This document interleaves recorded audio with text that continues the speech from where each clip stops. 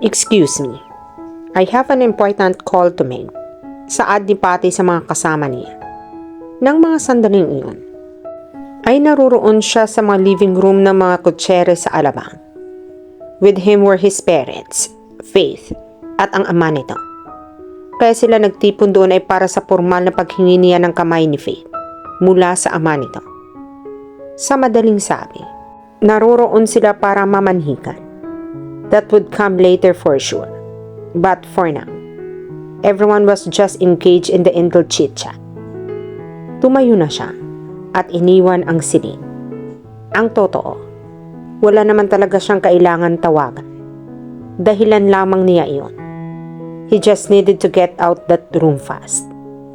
Pakiramdam kasi niya, bawat segundong dumaraan na naroroon siya ay pahigpit ng pahigpit ang kwelyo niya sa liig. Nagtungo siya sa lanay. Doon ay nagsindi siya ng sigarilyo. Saka nagpahangin. Maya-maya ay napukaw ang atensyon niya nang may magsalita mula sa likuran niya. What's wrong, iho? Ba't mukha yatang Biyernes Santo ang mukha mo? Pumihit siya. Nakita niya ang magiging biyana niya. May hawak itong 2 baso ng scotch. Ang isa ay inabot nito sa kanya nang makalapit ito sa kanya. Tinanggap naman niya iyon. Saka nagpasalamat dito. Namamanhikan ka pa naman sa anak ko.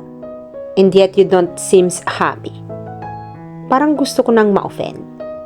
Bahagyang tumawa ito sa sinabi nito bago kumiyambyo. Seriously, Patty, is everything alright? Everything's cool. Sakaling may problema man, don't worry. I can deal with it. Aniya.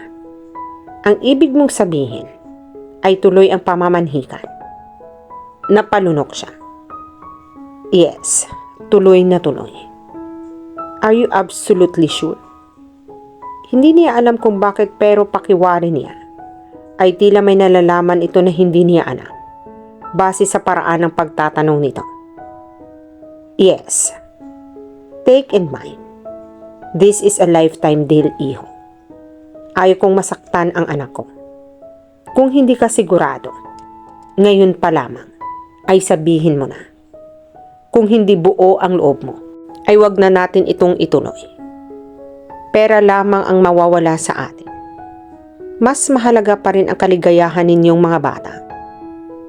Napangiti siya ng malamlam. I wish it were as simple as that.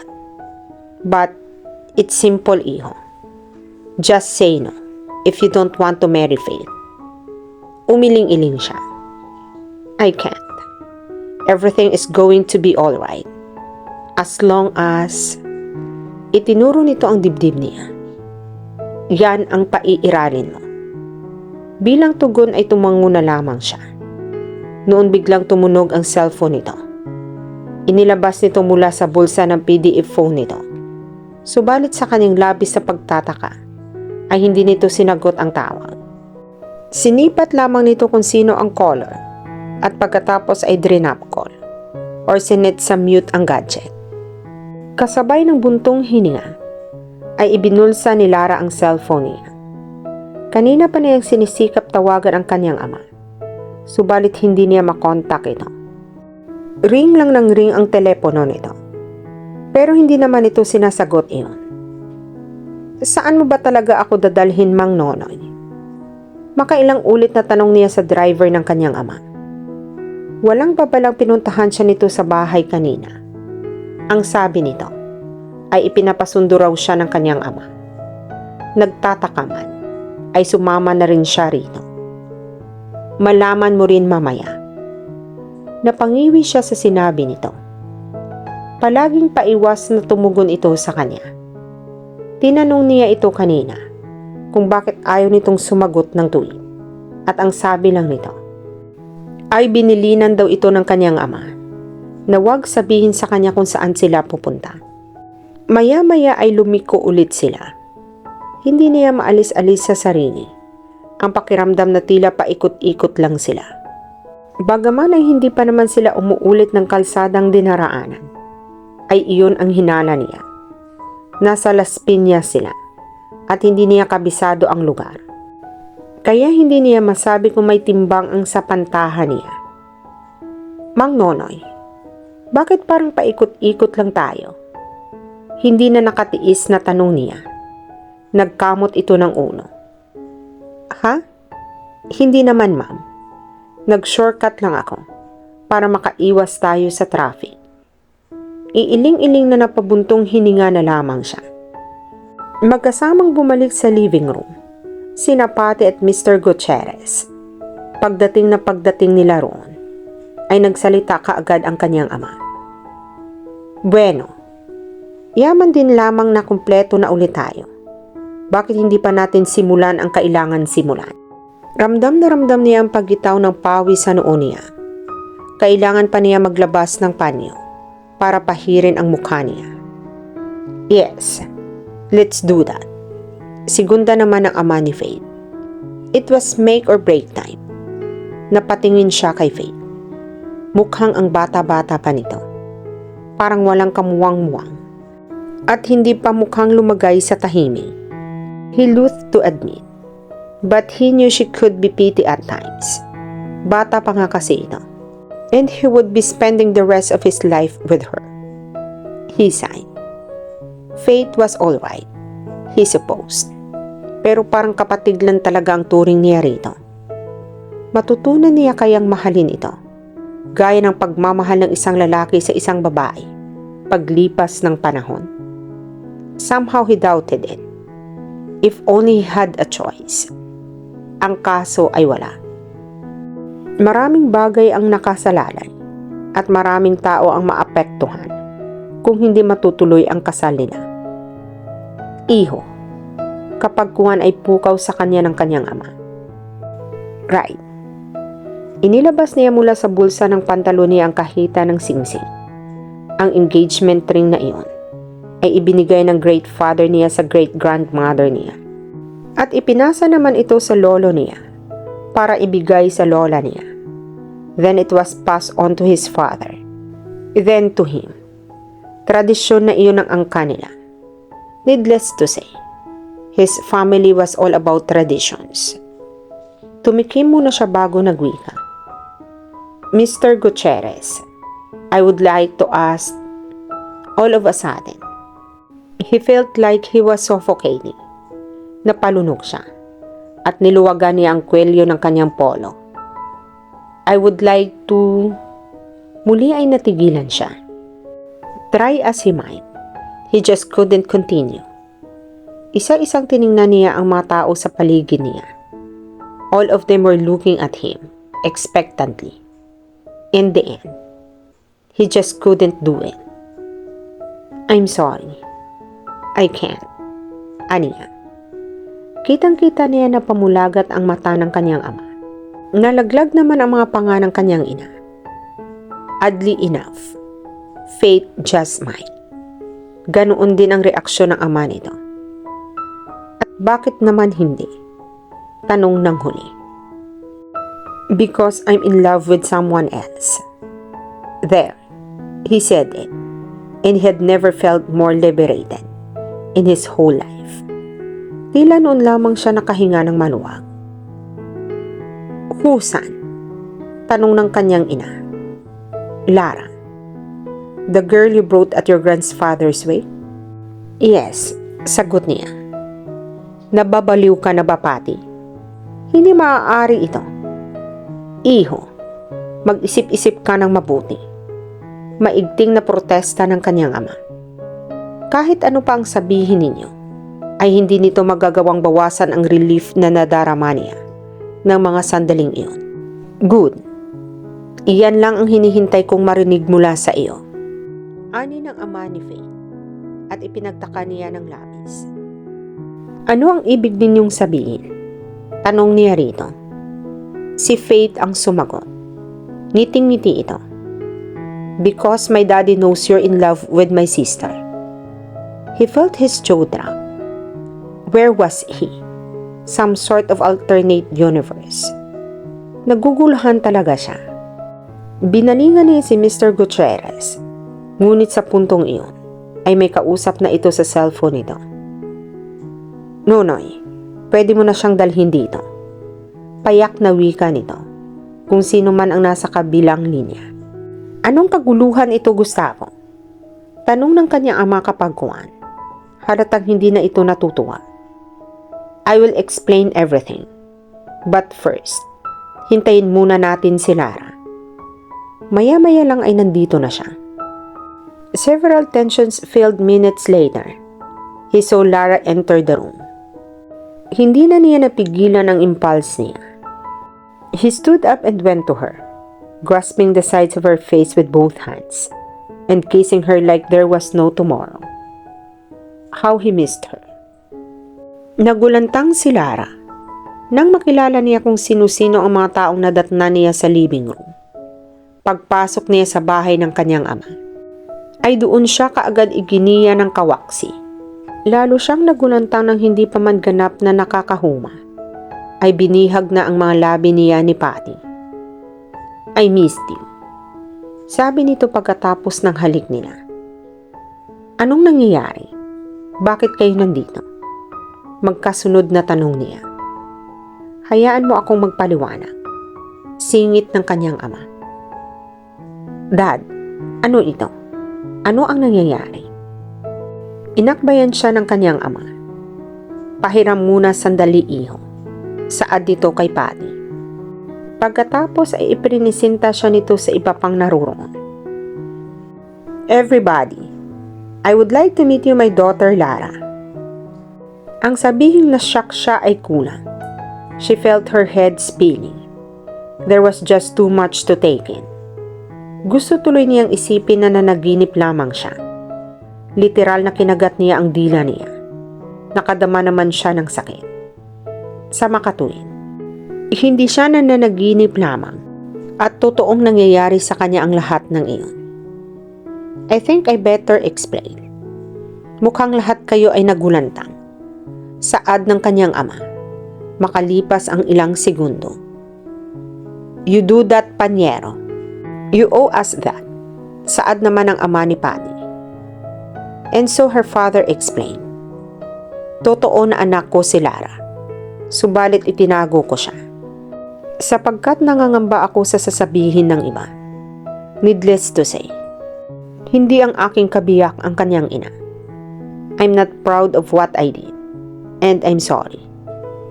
Binalingan ng kanyang ama ang kapatid niya. Faith, I'm so sorry for betraying your mother's trust. Sunod ay siya naman ay binalingan nito. Lara, anak, I'm sorry for never acknowledging you as my daughter. I treated you unfairly and you didn't deserve that. Hayaan mo na sanang kahit paano ay makakabawi ako sa kasalanan ko sa iyo. Dad, you don't have to do this. Nauunawaan ko naman ang sitwasyon natin at wala akong sama na loob sa iyo. Hindi ko naman hinihingi na kilalanin mo ako bilang anak. All I wanted from you was your time. Thank you, Baby K, for understanding. But just the same, what I did to you was uncalled for. Wala ka namang kasalanan pero nagdusa ka. Kung mayroon mang kasalanan sa nangyari, iyon ay ako at ang iyong ina. But that's a different story. Sa ngayon, gaya ng sinabi ko, hayaan mo na sana kahit paano ay makabawi ako sa kasalanan ko sa iyo. The reason why I'm revealing our relationship today is because I don't want you to suffer anymore. Hindi ko hahayaang matuloy ang kasal ni na Faith at Patty dahil alam kong mahal mo si Patty. Sukat umakyat ang lahat ng dugo niya sa pisngi niya. Dad, himig umaangal na saan niya. Maayos na sana. Pero kailangan ba talaga nitong ibuko siya? Tumawa naman ang kanyang ama. It's alright. Umamin na rin naman siya sa amin. He says he loves you. Bumaling siya kay Patty. Ang mga mata nito ay nagtatanong kung totoo ba iyon. Tumango ito. At saka sa kanyang labis na pagkaaliw ay pinamulahan ito ng mukha. Sabay kamot sa bato. Yes, it's true. Kahit naman ikaila ko ay hindi pwede dahil 4 ang naging testigo ko. I love you, Lara. And if you have me, I would like to spend the rest of my days with you. You're proposing to me? Mulagat na tanong niya. Yes. Isn't it obvious? Pero paano kayo ni Faye? Paano na ang will ng lolo mo? Noon sumingit sa usapan ang kapatid niya. It's all right, ate. Shucks. It feels weird calling you ate, but I like it. Anyway, nagkausap na kami ng masinsina ni Daddy last night. Sinabi niya sa akin ang tungkol sa iyo. I was shocked at first. Pero hindi naman ako nagalit. Kasi mahal ko si Daddy. Nagtatampo lang ako sa kanya. Kasi ngayon lang niya sinabi sa akin na may kapatid pala ako. He knew I have been longing for a sister all my life. Mayroon naman pala akong ate. Pero itinago niya sa akin. That also made me realize what I knew all along. Parang kuya ko lang si Patty. And it would be wrong for us to get married. Isa pa, unfair iyon para sa akin. If and when I get married, it should be to the man I love. Wala siyang maapuhap na tugon dito. Her head was still reeling with too much information. Kaya ngumiti na lamang siya ng kimi sa kapatid niya. Sinuklian naman siya nito ng pagngiti rin sa kanyang ginawa. About your other concern. Ana ng daddy niya. Tungkol sa testamento ng lolo ni Patty. Don't worry about it. Magagawa naman namin iyon ng remedyo. Anong ginagawa ng financial institution diyan? May panyero here will always get a loan to cover for the stocks. And I am open to merger. I can give the Montenegro half of my company as payment for our debt. Hindi importante sa akin ang kumpanya ko. Ang mahalaga ay maligaya ang 2 anak ko. Pagkatapos magsalita ay minuestra nito na lumapit siya rito, pati na rin ang kapatid niya. And then he hugged both of them, ever so tightly. Sa puntong iyon tumulo ang luha niya. She found herself crying again, but for a change. She was crying because she was so happy. I'm still waiting for an answer. Ani ni Patty nang sa wakas ay matapos ang group hug nilang mag-aama. Kahit kailan talaga, demanding ka. Don't pressure my ate. She's still thinking. Napangiti siya sa tinurang iyon ng kapatid niya. Shut up, brat. Binalingan ulit siya ni Patty. Lara, your answer please. What was the question again?